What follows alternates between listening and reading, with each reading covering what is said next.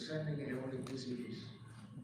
Our moderators are good friends, Azim Safi, Sahil Parekh, and Rod White. Gentlemen, please take it from here. And thanks for coming.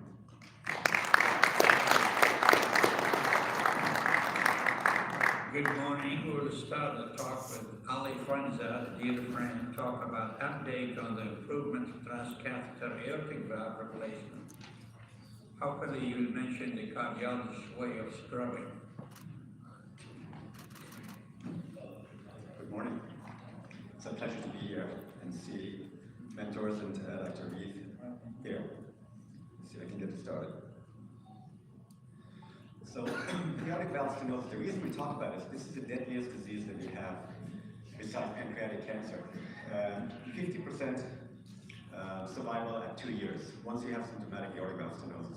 Therefore, it's a very significant issue. Obviously, TAVR has been around for quite some time and now supersedes the aortic valve replacement, surgical aortic valve replacement. There is $1 billion industry, and that has to do with various clinical trials that are involved in aortic valve stenosis and TAVR. I'm going to discuss that a little bit. Now, I've been asked to also talk about the TAVR and the alternative access. 92% are transfemoral, obviously. However, there is options for carotid axillary and transcaval. I think those are the three that are most commonly used. My approach is carotids. It's, I think, the easiest way to approach to common carotid. And the outcomes are good if you're experienced. And I think the operator that has experience with that specific alternative access, that's the way we should do it. There's obviously various ways to improve femoral access, but I think alternative access itself is very valuable. Now, for the first time, we have TAVR indicated in asymptomatic aortic stenosis. That's the first time ever treated aortic valve patients with severe stenosis that have been asymptomatic. And this study was presented recently and published also recently. As you see, the composite endpoints for surveillance in terms of hospitalization, heart failure, and death was improved even in asymptomatic patients. We don't have that indication for aortic valve replacement in surgical. The other trial that was presented at TCT this year was a partner tree low-risk trial for severe aortic stenosis in low-risk patients. As you know, TAVR for medium and high-risk patients is obviously very well indicated, but low-risk is still a significant question. If you look at the death predictor rate, actually the mortality with TAVR was higher compared to SAVR, surgical AVR, at 7 years. Same as also the stroke, as you see, is about 8.5 versus 8.1%. However, for some reason, they also included all hospitalizations. So if you look at the endpoint of the study, which was the combination of death, stroke, and rehospitalization, TAVR actually did better because surgical patients do have more readmissions early on around the hospitalization. But at 7 years, looks like the data is converting, and likely over the short end, the surgical AVR is going to be improved. There's also balloon expandable valves with really good outcomes. There is a review of balloon expandable versus self-expanding valves. I think the outcomes are better or similar. The self-expanding have better gradients. Balloon expandable is more used and more commonly used because of ease of use. There's also options for patients who are young, which should be also evaluated for lifetime management of when the surgical AVR should come in and when the TAVR should be coming in. And obviously having access to coronary artery in future for coronary artery disease interventions. TAVRs obviously have many shortcomings, including longevity, improvement, paravalvular leaks, pacemaker. Bicuspid aortic valve is the area in TAVR that is very concerning just because the outcomes have not been as good. And just comes from TAVR, from TCT this year, it shows that overall SAVR is actually midterm already better than TAVR in terms of various endpoints. This is another composite review of all the outcomes of bicuspid aortic valve in treat bicuspid study. As you see, death, stroke, heart failure, all of them favor surgical AVR, even in younger patients. So what's the current role for SAVR? Obviously, young patients are important to have surgical AVR because the valves typically last longer. Redo AVR, and on occasion, if the first valve is placed 21 or smaller, those patients typically have difficulty in high gradient into SAVR. So those patients either require rupture of the annulus of the TAVR or Bicuspid aortic valve, as I mentioned, is another indication. Poor access or low coronary heights are indications for surgical AVR. Patients with very small annulus or very large annulus out of IDE. Patients with atrial fibrillation stroke should have also a MACE procedure. Obviously, aneurysmal patients, those require root replacement. Any patient that can have AI can have aortic valve repair. Those patients should not have a TAVR or flow ADA. A multi-component operation, which is really bread and butter of us, CABGs as alternative valves, aneurysms, etc. Mini AVR, as you know, is very common. We use it through the right thoracotomy. And in conclusion, I would say TAVR is a transformative approach for the majority of patients with isolated aortic valve stenosis. However, there's a minor difference between balloon expandable and self-expanding TAVR. Long-term results of TAVR are still needed. And TAVR has many shortcomings that I mentioned to you. And surgical AVR is here to stay in specific patient indications. Thank you.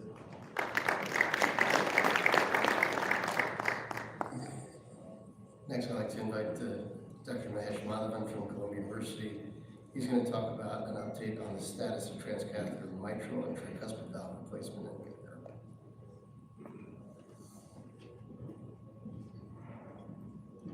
Thanks very much for the opportunity and disclosures that are relevant.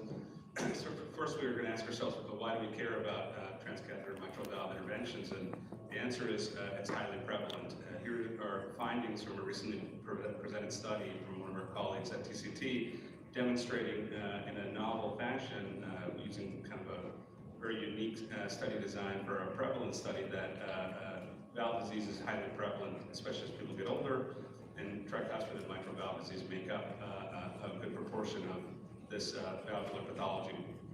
When we're thinking about mitral regurgitation, it's important to understand the pathophysiologic mechanism of MR, and these can fall into degenerative and secondary MR pathologies, and this cartoon kind of demonstrates those two. In terms of transcatheter mitral valve therapies, we tend to think of mitral transcatheter edge-to-edge repair, other transcatheter mitral valve repair devices, and transcatheter mitral valve replacement. When we think about mitral TEER procedures, we can see that over the past several years, there's been an uptick in terms of the number of procedures performed. These are Medicare data. On the left, comparing any transcatheter repair with surgical repair, and on the right, comparing mitral TEER, transcatheter mitral valve replacement with mitral valve surgery, both demonstrating this increase in number of procedures over the past few years.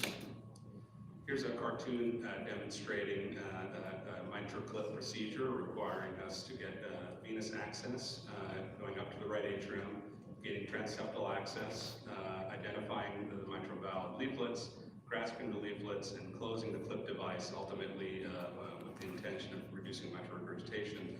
And this was designed in a way to mimic the Alfieri stitch.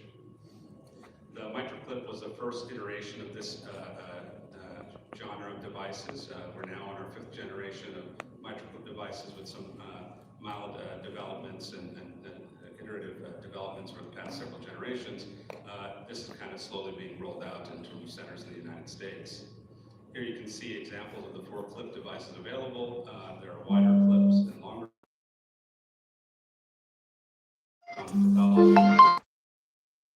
area without compromising area. There's a similar device made by for degenerative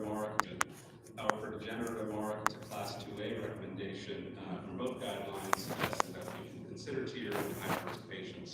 And we're now in the process of enrolling in 2 studies, larger studies, for lower-risk patient populations to see if TEER has a role in those patients. There's a host of other repair technologies that we won't get into today, but there's direct annuloplasty devices, indirect annuloplasty devices, and portal replacement devices that are being studied. What about transcatheter mitral valve replacement? There are some considerations here. It can completely eliminate MR, but it might be more technically challenging. There's risk for LVOT obstruction, a number of technical features that are required to keep the valve in place without embolizing. This is the recently FDA-approved device that was presented at TCT in terms of the Summit MAC study. This is the pen-down device, again demonstrating in MAC that there's sustained reduction in MR, and it met its primary performance goal endpoint. Similarly at TCT, the SAPIEN 3 device, M3 device, which is effectively a TAVR valve redesigned and rejiggered for the mitral position, having a docking mechanism, as you can see here, to envelope the mitral apparatus, and that serves as a dock for the M3 valve. Similarly, there's a sustained reduction in MR up to 1 year, and this also met its performance endpoint. We're waiting to see if this gets approved. What about tricuspid regurgitation? I'll quickly go over this. Effectively, we know tricuspid regurgitation is important, relates to outcomes. There's a number of different types of devices. We know that the TriClip device is the only FDA-approved TEER device, and there's also transcatheter tricuspid valve replacement devices that have been approved in this space. There are recently 2 large studies, both in the T-TEER and in the tricuspid valve replacement spaces, demonstrating similar outcomes as the pivotal clinical trials, again, supporting the notion that these are safe devices that can sustainably reduce tricuspid regurgitation. Here's a graphic that we put together to try to provide guidance as to what device might be used when we would consider a tricuspid TEER versus you have a ton of TR or large gaps, TTVR might be useful, versus T-TEER, which potentially would be used in more smaller gap situations and with less TR. It's possible to get to the conclusion slide, otherwise I'll quickly kind of summarize that there's a number of devices that have been studied in both of these spaces. There's 2 FDA-approved devices in the tricuspid space. Obviously, we have TEER in the mitral space for some time, and now we have our first FDA-approved device in the mitral space. So it's an exciting time, and there's a number of new devices being studied, and we'll see how this evolves. Thank you. Thank you. The next presentation by Jason McTaggart, Prevention of Cerebral Embolization during Aortic Valve and Arch Instrumentation by Promoting Aortic Flow. Connolly. We should have another proposal go to beyond 5 minutes. All right, thank you, Dr. Veith and the organizers for the invitation to present this new method of cerebral protection. These are our disclosures. It's well recognized that embolization is ubiquitous with proximal aortic work, although most of the time it's asymptomatic.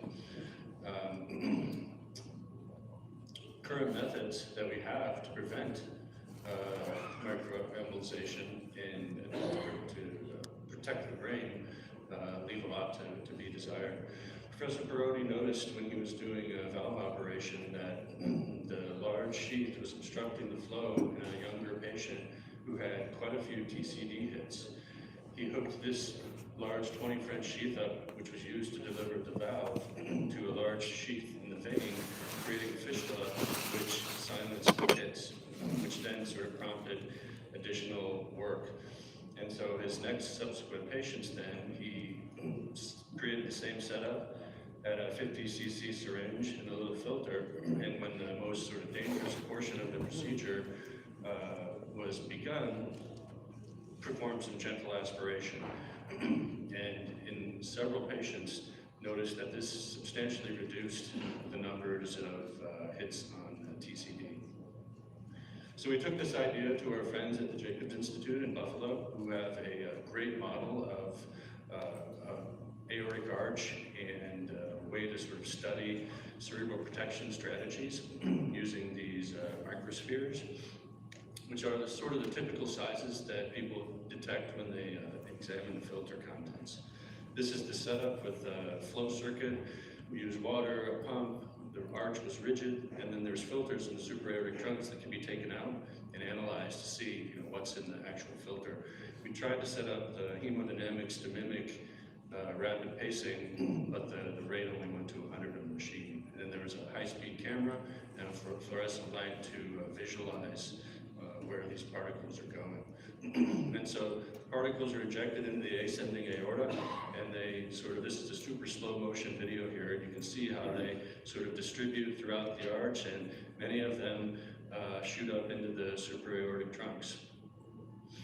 And so what we did was we took a 20 French Inari catheter and placed that in the distal arch, and then ran some control runs, and you can see the top 3 sort of rows on the left side there. Those are the filters taken out without any flow diversion. And the filters in the boxes, the 2 at the bottom and then the 1 at the top and in the middle there, those are filters where we use the Inari catheter to perform rapid flow which you can see in the middle graph there, substantially reduced the number of particles getting up into the supraortic trunks. When we just sort of had a fistula and sort of slow flow diversion, it didn't seem to be as effective. And now this is sort of what it looks like when you perform this under super slow-mo conditions. You can see on the right side, particles all take a hard right as soon as you put that flow suction on. And the particles that were heading up the supraortic trunks basically stop. You can see that turbulence there at the end, that's when the flow suction stopped, and then more particles shot out the supraortic trunks. Which gives you a good idea of you need to have a little bit of a low baseline suction to sort of clear out the slow stuff, but then when you really do the most embologenic portion of the procedure, you need that rapid suction.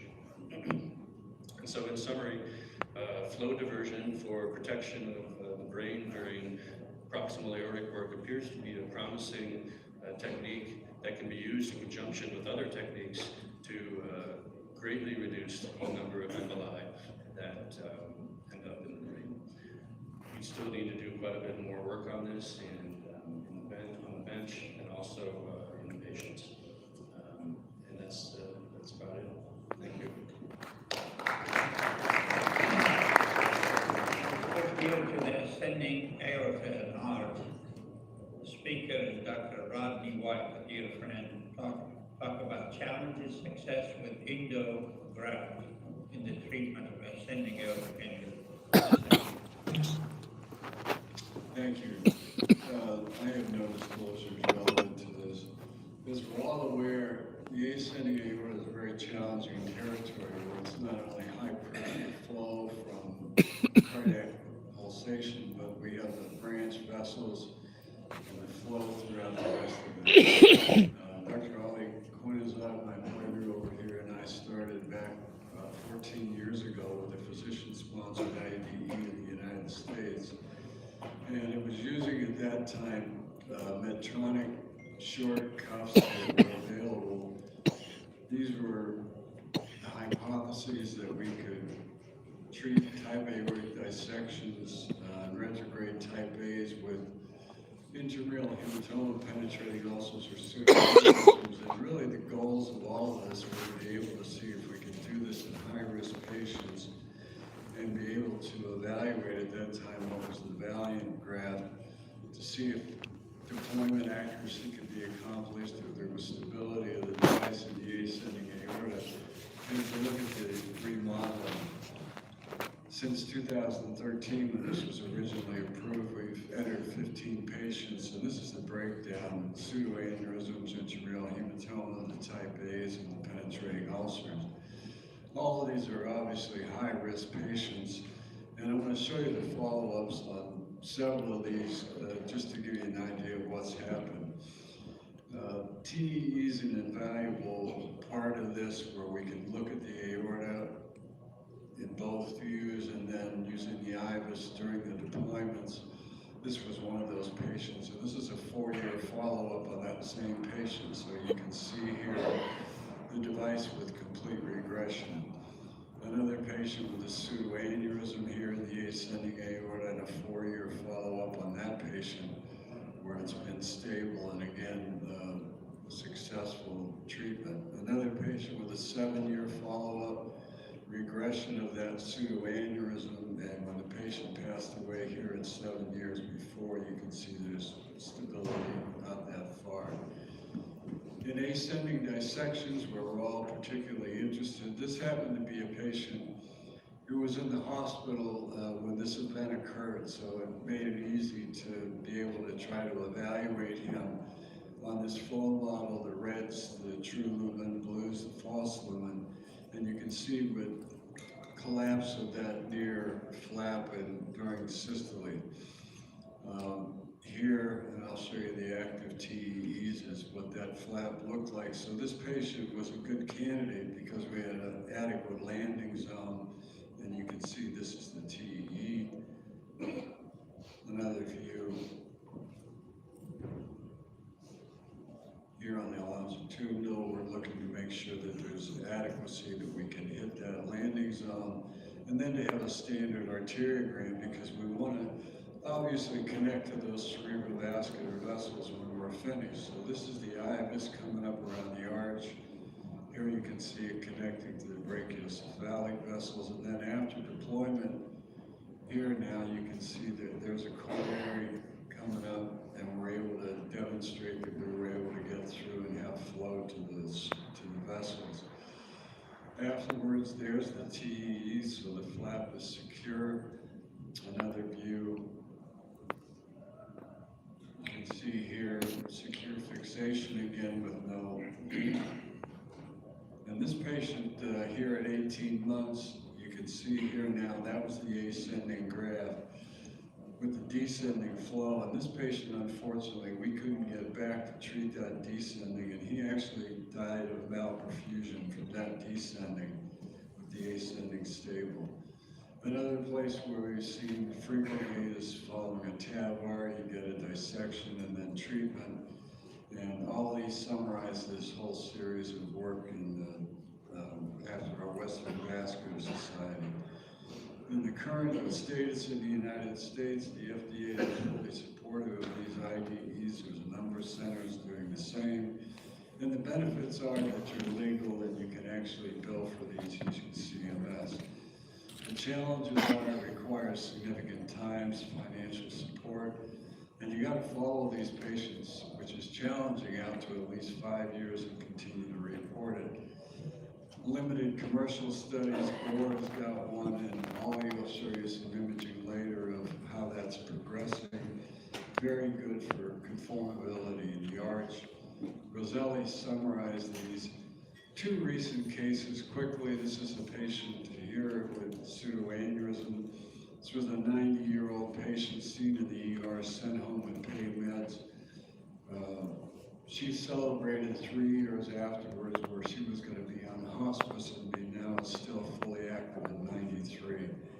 There are a lot of challenging decisions that go with this. This is a patient where we captured a valve. We were going to pull this thing back unsuccessfully. I'll show you in a minute and finish here. I can move the videos through. There's the trap valve. And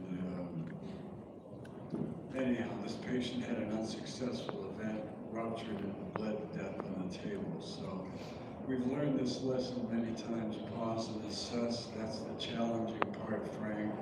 And we're going to get through this by continuing to work. Thank you very much.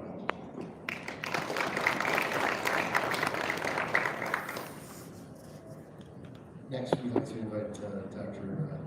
Ali Azizada. He's going to talk about progress in